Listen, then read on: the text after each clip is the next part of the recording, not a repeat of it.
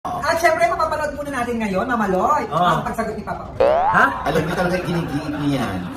Una-una, wala namang binanggit yung tao ng pangalan ko. Ay, Bito, hindi ko yung binigay.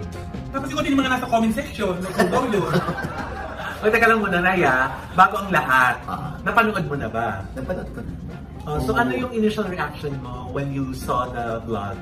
Yung totoo, ha? So, Tito, di mamaya yung sasabihin mo yung hindi totoo. Kayo na nga rito! Ang dami mo kasi, ad-lib pa, disclaimer. Hindi kasi, di ba, para sa kabatiran ng lahat, may nilabas mo kasing vlog si Liza Soberano. Through a vlogger. Through a vlogger. Pero pinost din sa kanyang page. Okay. Tapos, meron po kasi itong part sa dulo na nag-slice siya ng cake, bawat isang slice dedicated to a person na nakasakit sa kanya or nasaktan siya. Di ba? So, isang pangalan doon, dinlip, hindi nabanggit. Eh yung mga tao, ang assumption nila, dahil pag nilip-read mo daw, yung iba talagang in slow mo ginawang talagang hinanap kung ano yung pangalan Ang dami na yung mga comments doon na Tito Oji daw yun or to Oji. Yun. Kaya naman, ang daming nagtatanong sa'yo na, ang daming gusto makuha yung opinion mo. Pero bago natin puntahan yan nga, ano reaction mo na nakapanood mo yung vlog? Ako naawa ako at the same time, ang tapang, napakatapang ni Liza Soberano. Matapang ka na bakit binigay pa yung pangalan? Uy! Saan ka galing, Rena? Parang natapang siya, no?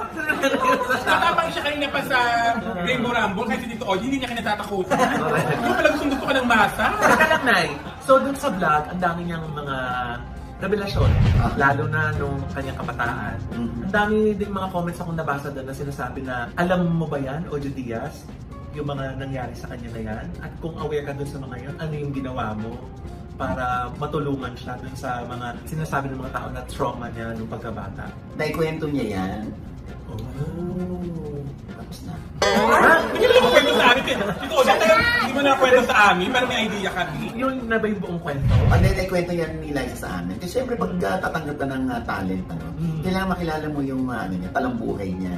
Yung kanyang story ng buhay, kung saan siya nanggagaling, kung kunwari masyadong mabait yung bata, tatanungin ko, nung bata ka paano ka ba? Ba't ang bait mo masyado? O ba't parang ayaw mo ng ganito? So, Straightforward na pala siya dati pa noon, Tito Oji. ano straightforward? Yung prank ka? Prangka? Pag kami, oo.